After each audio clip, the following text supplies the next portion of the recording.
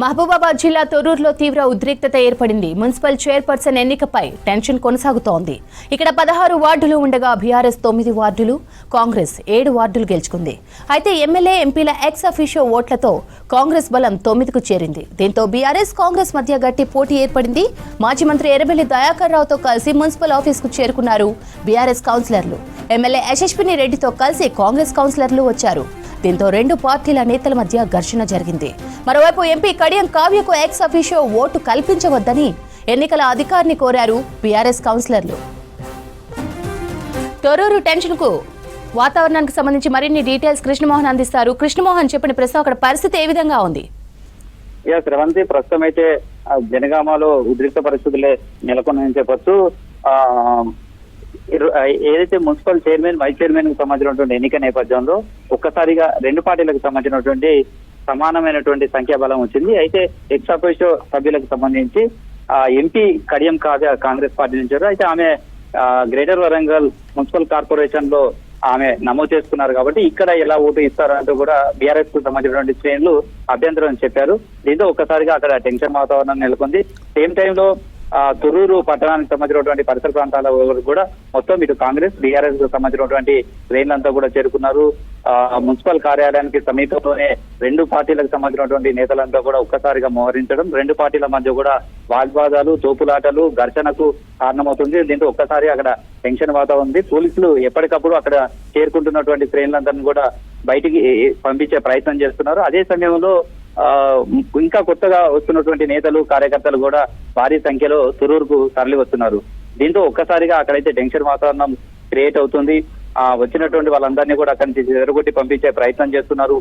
రెండు వర్గాల నుంచి కూడా ఇటు కాంగ్రెస్, అటు బీఆర్ఎస్ కు సంబంధించినటువంటి వర్గాలు రెండు కూడా పోటాపోటీగా నినాదాలు చేసుకుంటున్నాయి.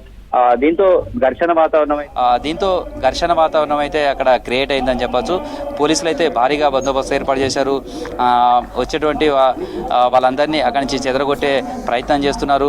మొత్తంగా చూస్తే తొర్రూరుకు సంబంధించినటువంటి మున్సిపల్ చైర్మన్, వైస్ చైర్మన్కి సంబంధించినటువంటి ఎన్నిక ఉద్రిక్త పరిస్థితులకు కారణమైందని చెప్పొచ్చు. ప్రస్తుతం అయితే రెండు పార్టీలకు సంబంధించినటువంటి సభ్యులు, అదేవిధంగా ఎక్స్ అఫీషియోగా ఉన్నటువంటి ఇటు ఎమ్మెల్యే యశస్విని రెడ్డి, అదేవిధంగా ఎంపీ కడియం కావ్య ఇద్దరు కూడా లోపలికి వెళ్లారు. ఇదే సమయంలో ఎంపీ కడియం కావ్య విషయంలో ఎక్స్ అఫీషియోగా ఇక్కడ నమోదు చేసుకోవడంపై సంబంధించి మాత్రం బీఆర్ఎస్ పార్టీకి సంబంధించినటువంటి శ్రేణులు అభ్యంతరం వ్యక్తం చేస్తున్నారు. మొత్తంగా 16 కౌన్సిలర్ వార్డు మెంబర్లు ఉన్నారు. దానికి సంబంధించి కనుక కౌన్సిలర్లుగా ఉన్నది చూస్తే 7 బీఆర్ఎస్ పార్టీ నుంచి, కాంగ్రెస్ పార్టీ నుంచి గెలిచారు. 9 మంది బీఆర్ఎస్ పార్టీ నుంచి గెలిచారు. ఈ ఎక్స్ అఫీషియోకు సంబంధించినటువంటి ఇద్దరు సభ్యులు ఎంపీ, ఎమ్మెల్యే టికెట్ల ఓట్లతోటి మొత్తం రెండు పార్టీలకు చెరి సమానమే. దీంతో అందరిలోనూ టెన్షన్ వాతావరణం ఉంది.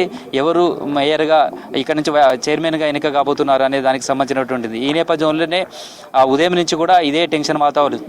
రెండు పార్టీలకు సంబంధించిన వాళ్ళంతా కూడా తొర్రూరు పట్టణం మొత్తం కూడా మోహరించారు. ఎటు చూసినా కానీ ఇరు పార్టీలకు సంబంధించినటువంటి కార్యకర్తలు వీళ్ళ మధ్య తోపులాటలు, ఘర్షణకు కారణం పోటాపోటీ నినాదాలు చేస్తున్నారు. దీంతో తొర్రూరు పట్టణంలో ఏం జరుగుతుంది అర్థం కానంతగా సిచ్యువేషన్ మారిపోయిందని చెప్పచ్చు. ప్రస్తుతం లోపల మాత్రం నూతనంగా ఎన్నికైనటువంటి కౌన్సిలర్లు వాళ్ళంతా కూడా ప్రమాణ స్వీకారం చేస్తున్నారు. ఇదే సమయంలో ఎంపీ కడియం కావ్య విషయంలో మాత్రం అభ్యంతరం ఎన్నికల అధికారుల దృష్టికి తీసుకువెళ్లారు. ఇదే నేపథ్యానికి సంబంధించి కూడా బయట బీఆర్ఎస్ పార్టీకి సంబంధించినటువంటి మాజీ మంత్రి ఎర్రబెల్లి దయాకర్ నేతృత్వంలో పార్టీకి సంబంధించినటువంటి కార్యకర్తలు వాళ్ళంతా కూడా చేరుకున్నారు. సేమ్ టైంలో కాంగ్రెస్ పార్టీకి సంబంధించినటువంటి కార్యకర్తలు వాళ్ళంతా చేరుకోవడం, రెండు వర్గాల మధ్య ఒక్కసారిగా ఘర్షణ వాతావరణం ఉండడం, తోపులాటలకు దారి తీయడం, ఇదంతా కూడా ఒక టెన్షన్ కారణమైంది. అక్కడ ఉన్నటువంటి వాళ్ళందరినీ కూడా పోలీసులు చెదరగొట్టే ప్రయత్నం చేస్తున్నారు. శ్రవంతి.